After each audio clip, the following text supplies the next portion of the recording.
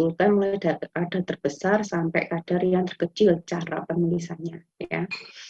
Kemudian bahan pewarna dicantumkan menggunakan nomor indeks pewarna atau nama pewarna untuk yang tidak mempunyai nomor C-nya.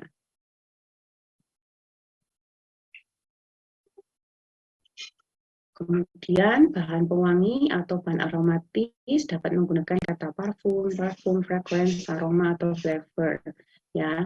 Kemudian bahan pewarna yang digunakan dalam satu seri kosmetika dekoratif dapat mencantumkan kata dapat mengandung atau may contain ya pewarna. Kemudian kosmetika yang mengandung bahan nanomaterial mencantumkan nama bahan kosmetika diikuti dengan keterangan nano di dalam tanda kurung. Contohnya titanium dioksid nano. Titanium dioksid ini adalah bahan tabir surya ya. Bahan tabir surya yang sekarang banyak juga dijual dalam bentuk nano ya, dalam sediaan nano karena lebih merata, kemudian lebih bisa merefleksikan sinar UV lebih baik ya.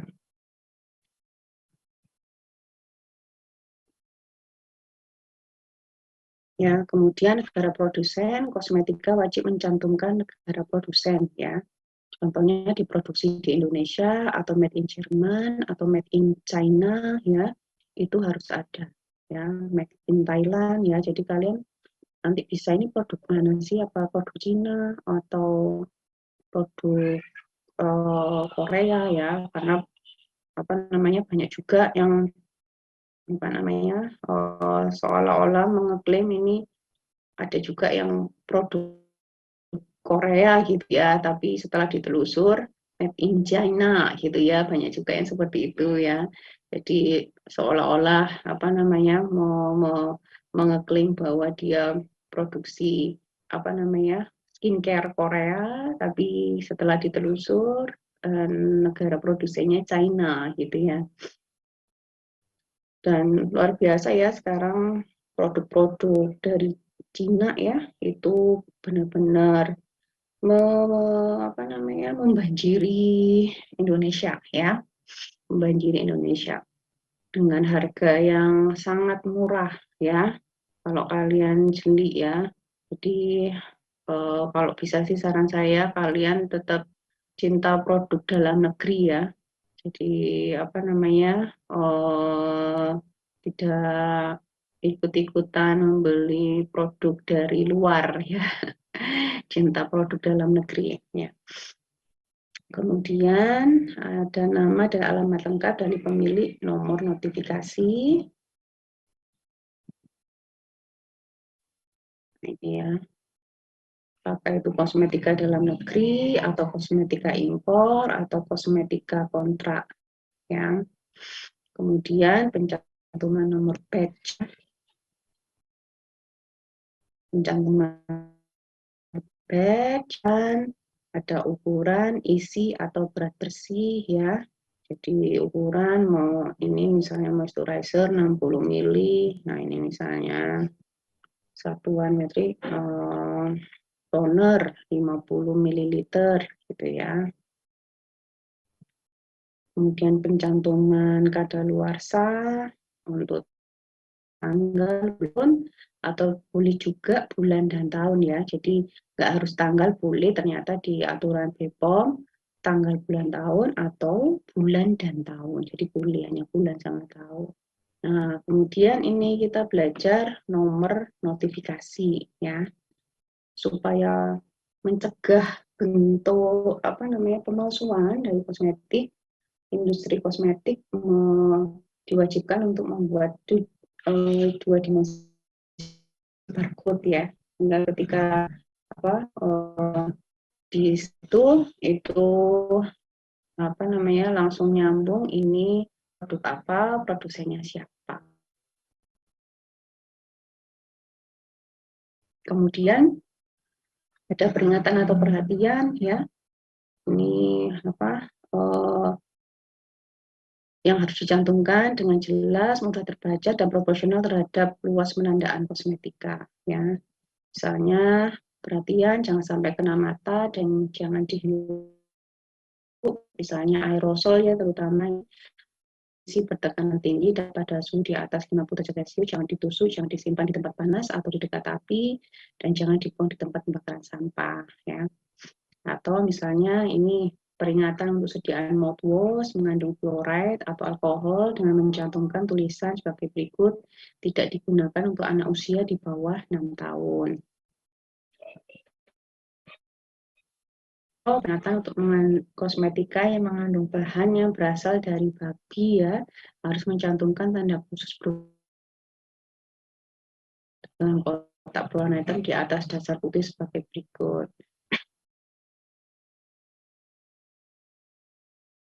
Nah, itu ya. Nah, ini tadi secara umum ya, persyaratan penandaan secara umum, kemudian ada persyaratan penandaan kosmetika untuk tabir surya ya.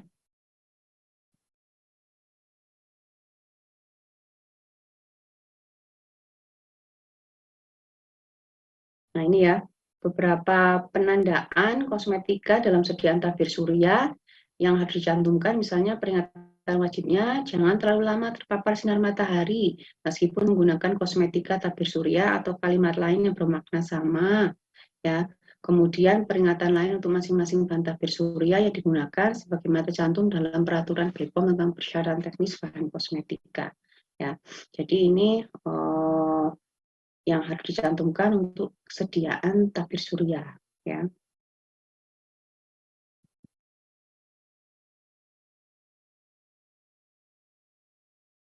Nah, untuk di dalam cara penggunaan, BPOM juga memiliki guideline bagaimana cara penulisannya. Misalnya, gunakan 15-30 menit dalam jumlah yang cukup sebelum kulit terpapar sinar matahari. Ya.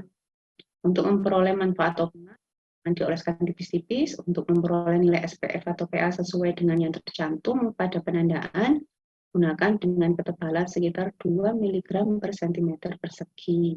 Ya, ini ada beberapa contoh cara penggunaan yang diarahkan oleh BPOM.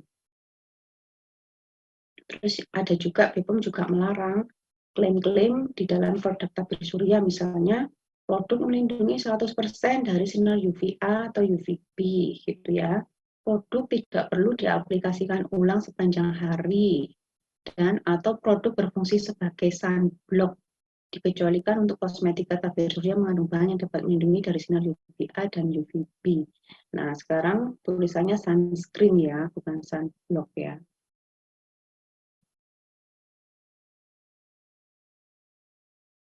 Nah, ini ya.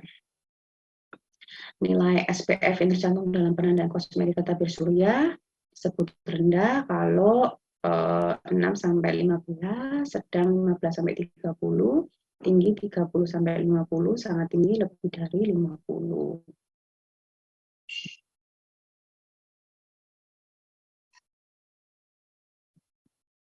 Di sini juga dijelaskan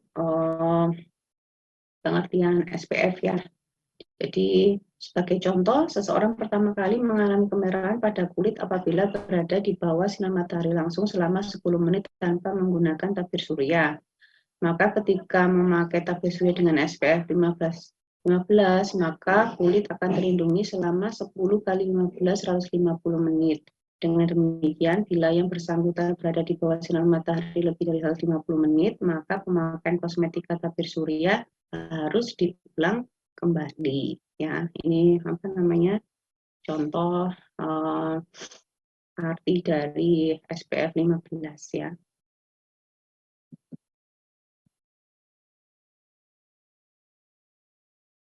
Nah, ini kemudian ini apa namanya peraturan tentang sediaan yang mengandung AHA ya, alpha hydroxy acid ya.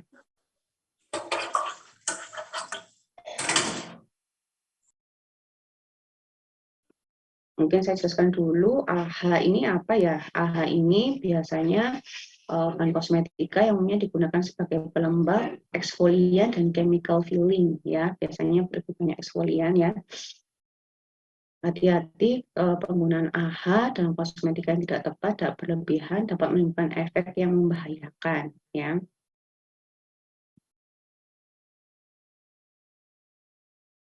Nah, ini ada terdiri dari asam glikolat, laktat, malat, tartrat, mandela, dan sitrat.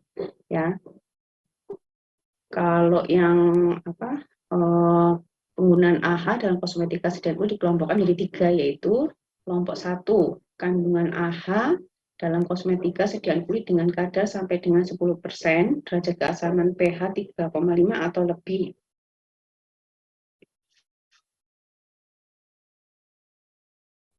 Kalau kelompok 2, kalau tadi bisa diaplikasikan sendiri, kalau ini diaplikasikan oleh dokter, ya. Kalau kandungannya lebih dari 10%, 10-20%. Kemudian kalau diaplikasikan oleh dokter spesialis kulit, ya, itu sebagai kelompok 3 kalau lebih besar dari 20%, ya. Jadi tergantung pasiennya, mungkin kalau di sediaan kosmetika biasanya maksimal 10%, ya. Kalau di dokter kulit yang umum itu boleh sampai 20%, tapi kalau SPKK boleh sampai menggunakan sampai 30%, ya.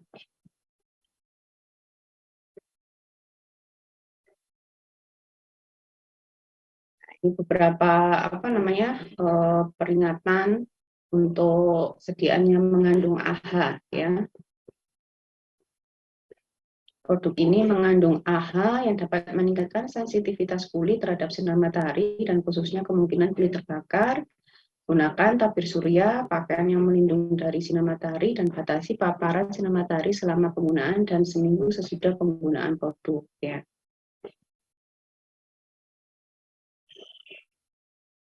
Oke, mungkin itu saja yang materi penandaan ini, ya.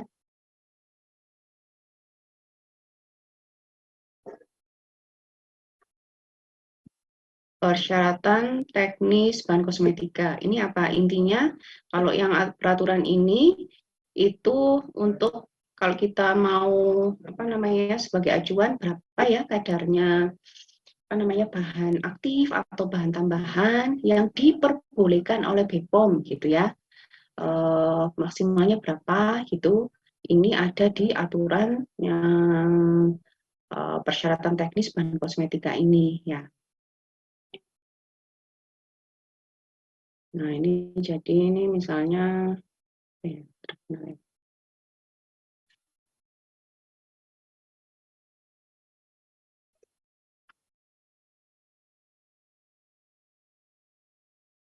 ini misalnya benzoil peroksid, ya.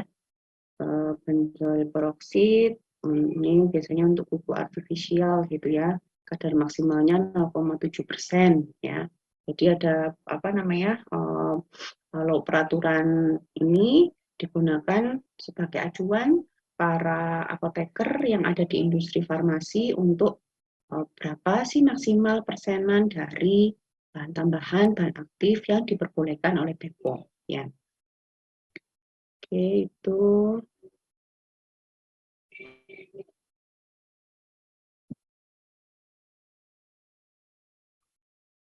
teknis bahan kosmetika ini terbaru tahun 2019, ya, tadi, ya, peraturan. Nah, ini kemudian ini peraturan Menteri Kesehatan nomor 175 Menkes tentang izin produksi kosmetika, ya. Jadi izin produksi kosmetika diberikan sesuai bentuk dan jenis sediaan kosmetika yang akan dibuat.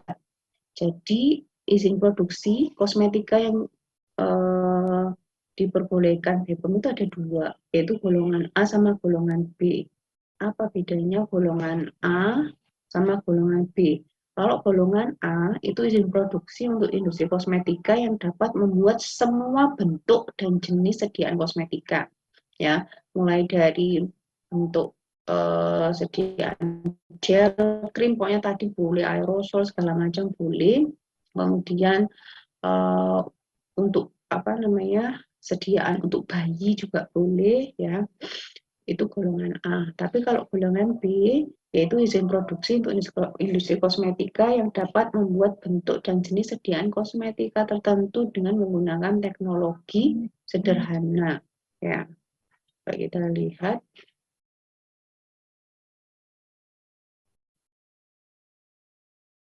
nah, Kalau industri kelas A, itu apoteker sebagai penanggung jawabnya, ya. Fasilitas produksinya sesuai dengan produk yang akan dibuat, memproduksi semua bentuk dan jenis sediaan, memiliki fasilitas laboratorium, wajib menerapkan JPKB, cara pembuatan kosmetika yang baik.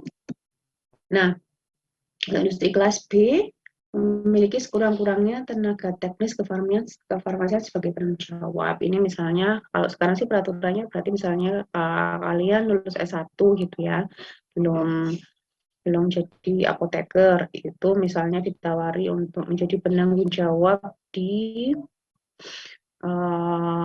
industri kosmetik kelas B, ini diperbolehkan karena persyaratannya itu industri kelas B kosmetik itu tenaga teknis kefarmasian. Kemudian memiliki fasilitas produksi dengan teknologi sederhana sesuai produk yang akan dibuat, bentuk dan jenis sediaan kosmetika dengan teknologi sederhana, menerapkan higien sanitasi dan dokumentasi. Nah, industri kosmetika yang memiliki sertifikat produksi kosmetika golongan B itu dilarang apa? Memproduksi kosmetika yang digunakan untuk bayi, nggak boleh. Kosmetika yang digunakan di sekitar mata, rongga mulut, dan atau membran mukosa lain. Kosmetika yang mengandung bahan yang memiliki fungsi sebagai anti jerawat, pencerah kulit, ya krim pencerah kulit nggak boleh berarti kosmetika golongan B. Tabir surya, chemical peeling, dan atau pewarna rambut. Kosmetika yang dalam pembuatannya memerlukan teknologi tinggi dapat berupa aerosol atau sabun kompas juga nggak bisa. Yaitu untuk industri kelas B. Nah, oke, baik adik-adik, saya lanjutkan. Ini untuk aturan tentang JPKB yang terbaru ya, itu ada di Peraturan BPOM nomor 31 tahun 2020 tentang cara pembuatan kosmetika yang baik ya. Ini mulai dari pengertian kosmetika, kemudian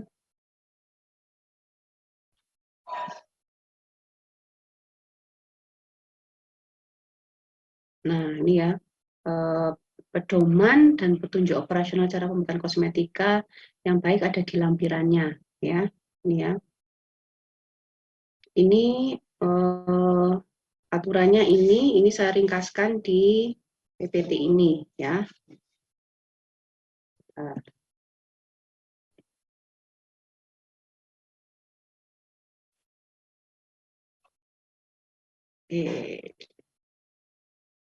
Share screen.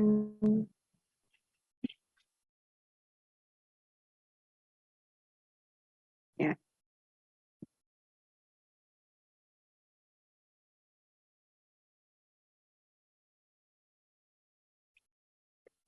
Ya, tadi ya. Jadi JPKB itu apa ya? Cara pembuatan kosmetika yang baik. Selanjutnya disingkat JPKB adalah seluruh aspek kegiatan pembuatan kosmetika yang bertujuan untuk menjamin agar produk yang dihasilkan senantiasa memenuhi persyaratan mutu yang ditetapkan sesuai dengan tujuan penggunaannya ya. Jadi mungkin kalian juga di apa namanya beberapa mata kuliah yang lain mengenal ada CPOB ya, cara pembuatan obat yang baik, ada juga CPOTB, cara pembuatan obat tradisional yang baik, kemudian ada CDOB, cara distribusi obat yang baik ya. Sekarang kita kenalkan CPKB, cara pembuatan kosmetika yang baik ya. Mungkin hampir mirip-mirip bahasanya apa saja yang diatur di dalam CPKB. Nah, apa aja sih yang dibahas, apa saja yang dibahas dalam JPKB yang diatur di dalam JPKB? Pertama, pendahuluan, ketentuan umum, personalianya, itu harus seperti apa, bangunan dan fasilitasnya, itu harus seperti apa, peralatannya, sanitasi dan higienisnya, produksinya, pengawasan mutu, pendokumentasian dalam suatu industri kosmetik, kemudian audit internal, penyimpanan, kontraproduksi, dan pengujian, dan penanganan keluhan dan penarikan produk. Saya.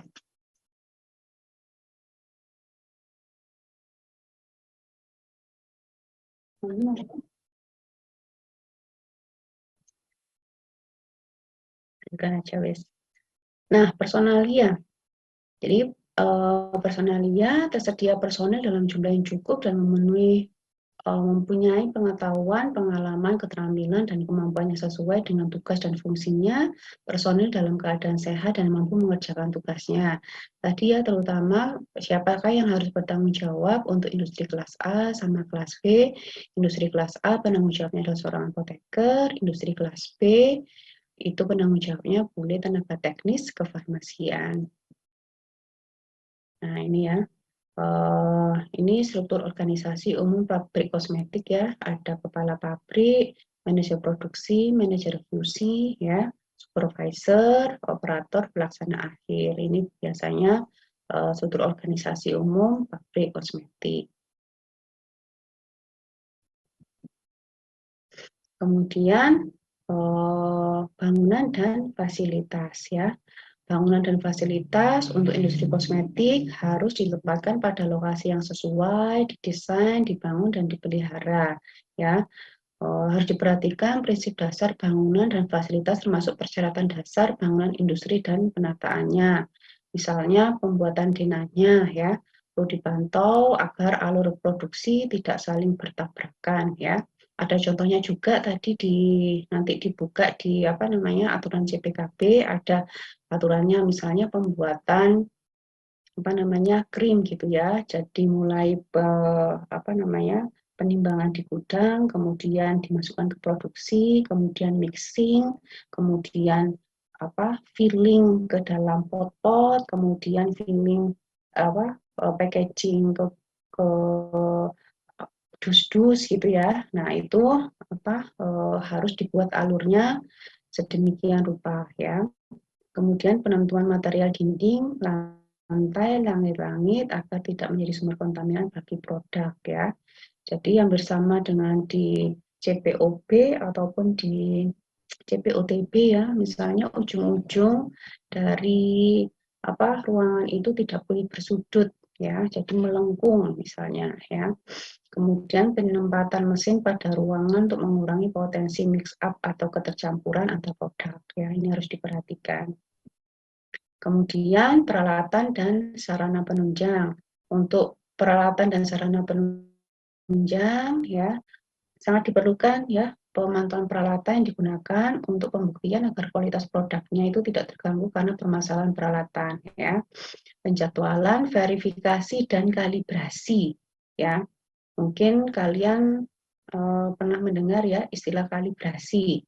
Kalibrasi itu adalah pembuktian angka yang sebenarnya. Misalnya hal yang sederhana aja, kalibrasi itu digunakan untuk alat-alat yang biasa digunakan untuk mengukur, misalnya timbangan gitu ya.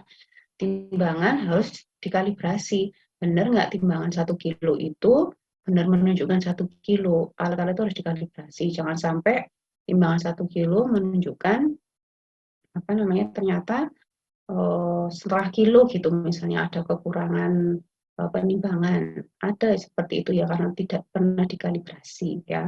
Jadi peralatan itu terutama peralatan yang untuk mengukur harus selalu terkalibrasi. Kemudian pemantauan kinerja mesin, monitoring perawatan peralatan ya, monitoring kualitas air, udara, tekanan udara ya itu ada di detailnya ada di CPKB tadi ya. Kemudian kalau kita bicara produksi, kita bicara bahan awal ya. Bahan awal di industri kosmetik ya, misalnya air ya. Air itu pengujian air secara kimia, mikrobiologi harus dilakukan secara berkala, minimal parameter fisik ya, parameter mikrobiologi dan parameter kimiawi yang tercantum dalam parameter wajib standar air minum ya. Jadi purified water ya. Kemudian bahan awal, verifikasi bahan ya. Kemudian harus melakukan seleksi supplier ya. Seleksi supplier adalah seluruh aspek nanti yang mengatur kegiatan pembuatan kosmetika, di mana tujuannya untuk menjamin agar produk yang dihasilkan senantiasa memenuhi persyaratan mutu yang ditetapkan sesuai dengan tujuan penggunaannya. Nah, beberapa hal yang dibahas dalam JPKB, terutama ya ada pendahuluan, ketentuan umum, personalia, bangunan dan fasilitas, peralatan, sanitasi higienitas, kemudian produksi, pengawasan mutu, dokumentasi, audit internal, penyimpanan, kontrak produksi dan pengujian, penanganan keluhan dan penarikan produk. Hampir mirip-mirip ya, kalau belajar CPOB kan juga hampir mirip ya, ada personalia. Kalau di CPOB itu personalianya yang apoteker itu harus di bagian produksi, pengawasan mutu ya, apa namanya, di pemastian mutu gitu ya. Nah, kalau di, apa namanya di JPKB kemarin sudah kita bahas ya, yang apoteker itu khusus untuk yang golongan industri A. Ya, ini sebenarnya hampir-hampir mirip ya sama CPOB. Sama mungkin dengan CPOTB juga hampir-hampir mirip yang dibahas.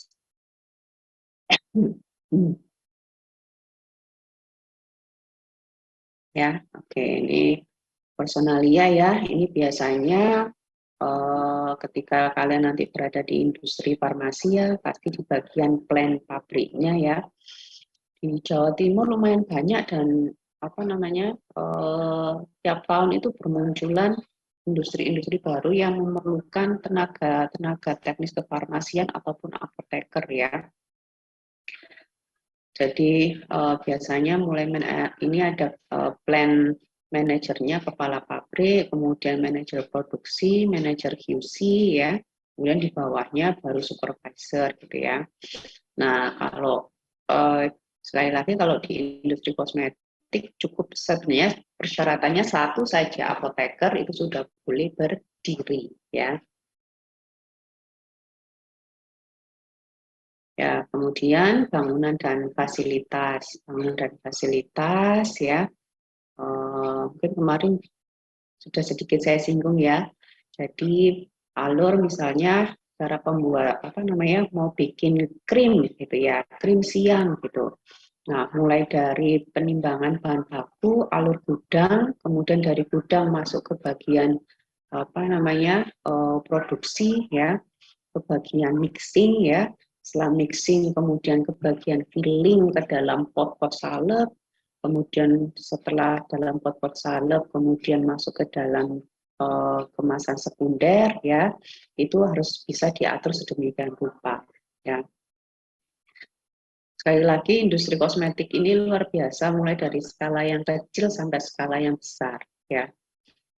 Kemudian material dinding, langit lantai, langit-langit agar tidak menjadi sumber kontaminasi bagi produk itu sebenarnya sudah ditentukan ya. Misalnya temboknya itu harus pakai epoksi sehingga pembersihannya lebih mudah. Kemudian ujung-ujung dari bangunannya tidak boleh bersudut agak melengkung gitu ya.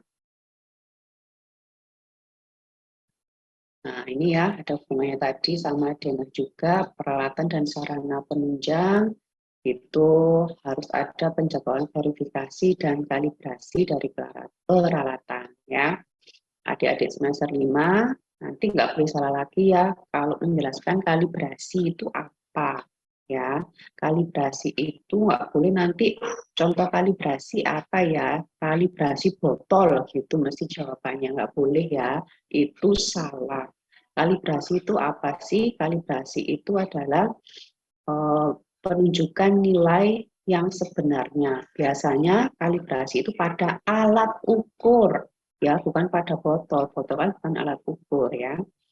Jadi misalnya pada termometer, benar nggak termometer itu ketika untuk mengukur suhu 37 menunjukkan 37 itu dikalibrasi. Atau pH meter ya, kalian bisa mengkalibrasi dengan beberapa macam pH kan, apa namanya SOP sebelum kalian cek pH suatu produk kan kalibrasi terlebih dahulu ya, itu kalibrasi. Jadi pada suatu alat untuk mengukur, misalnya alat timbang ya, alat timbang kan untuk mengukur apakah beratnya memang 1 kilo atau tidak, itu perlu dikalibrasi. Jangan sampai terjadi selisih gitu ya, karena alat itu tidak selamanya itu menunjukkan hal yang benar. Jadi perlu kita kalibrasi. Kemudian pemantauan kinerja mesin, ya, monitoring perawatan peralatan, monitoring kualitas air, udara, tekanan. Ini detailnya sih ada di tadi itu ya, peraturan di apa namanya nomor 31 tahun 2020. Nah, produksi ya. Jadi di produksi itu bagian awalannya adalah kita harus tahu raw materialnya, bahan awalnya. Biasanya terutamanya adalah air ya. Air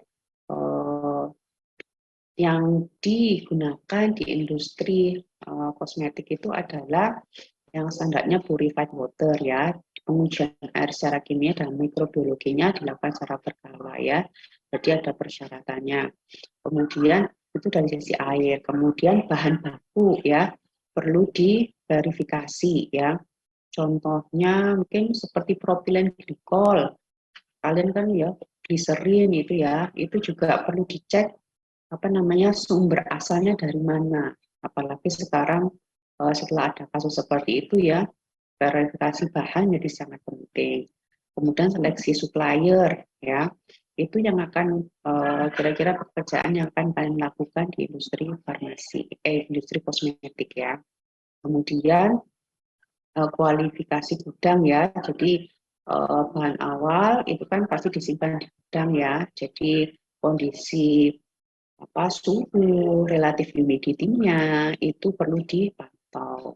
Kemudian ada yang namanya istilahnya validasi proses ya. Ketika kita membuat suatu krim gitu, proses itu perlu divalidasi agar tiap batch-nya itu menghasilkan produk yang sama. Jangan sampai produk yang batch pertama itu kekentalannya, viskositasnya sudah sesuai dengan spek. Kemudian batch yang kedua ternyata kok agak keenceran ya, berarti itu prosesnya belum tervalidasi ya. Kemudian sistem penomoran batch ya. Penomoran batch itu sebenarnya tergantung industri farmasinya atau industri kosmetiknya ya. Kalau sistem penomoran batch tidak diatur oleh BPOM. Yang diatur BPOM adalah nomor registrasi ya, nomor notifikasi NA ya. Kemudian setelah ada bagian produksi, pasti ada bagian pengawasan mutu atau quality control-nya ya. Quality control ini memperhatikan pemeriksaan dalam proses dan pengawasan mutu, termasuk pemeriksaan kritis yang dilakukan sekaligus pembuktiannya ya. Jadi misalnya krim gitu ya. Krim itu tadi misalnya apakah halus, teksturnya lembut gitu ya. Itu bagian quality control yang memeriksa. Kemudian apakah sesuai spesifikasi yang dibuat di awal ya. Itu apa namanya bagian quality control. Apakah produk yang dibuat sesuai dengan spesifikasi yang ditentukan. Di bagian pengawasan mutu. Nah, mungkin itu hal-hal yang penting dari CPKB ya. Oke, saya akan masuk ke